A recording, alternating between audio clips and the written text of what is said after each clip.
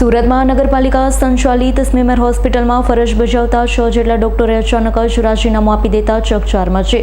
2 દિવસ પહેલા પણ 6 ડોક્ટરોએ રાજીનામું આપ્યું હોય, જેને લઈ સ્ટેન્ડિંગ કમિટીમાં સ્થાયી સમિતિએ તેની નોંધ લીધી હતી।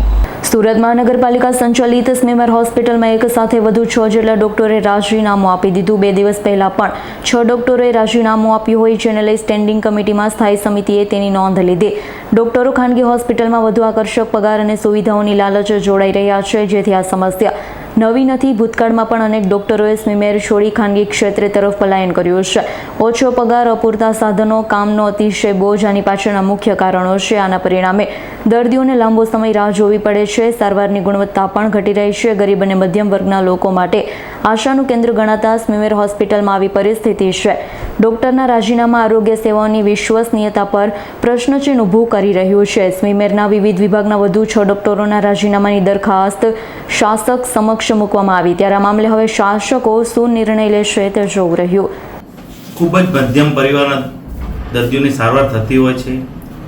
અત્યારે જે તબીબોનું રાજીનામા આપ્યા છે તે પોતાના અંગત કારણોસર 1 વર્ષની પહેલા અલગ અલગ સમય આપ્યા હતા। તેની પ્રોસેસના ભાગરૂપે અત્યારે સ્ટેન્ડિંગમાં આવ્યું છે। સ્ટેન્ડિંગમાં રાજીનામું સ્વીકાર કે નહીં સ્વીકાર સ્ટેન્ડિંગ ચેરમેનશ્રી નક્કી કરશે। પણ અત્યારે સ્મીમેર હોસ્પિટલમાં કોઈ ડોક્ટરની અછત નથી, દર્દીઓને તકલીફ પડે એવું કોઈ અત્યારે કારણ નથી, એટલે તમામ ડોક્ટર અત્યારે ફરજમાં છે અને અત્યારે કોઈ દર્દીઓને પણ કંઈ પ્રોબ્લેમ પડે એવું કોઈ છે નહીં, એટલે તમામ આયોજન સ્મીમેર હોસ્પિટલમાં અમે કર્યું છે। સર, આ તબીબોએ શા માટે રાજીનામા આપ્યા છે?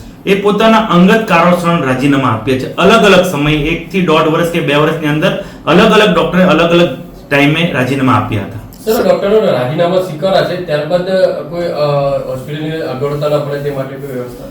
અત્યારે હાલની પરિસ્થિતિમાં કોઈ ફેકલ્ટીમાં ડોક્ટરની અછત નથી, તમામ ફેકલ્ટીઓ અત્યારે કાર્યરત છે। અત્યારે કોઈ દર્દીને એક પણ પ્રકારની તકલીફ પડે એમ નથી। Bureau report, S9 news, Surat. અમારી તમામ માહિતીથી અપડેટ રહેવા માટે જોડાયેલા રહો S9 ન્યૂઝ સાથે।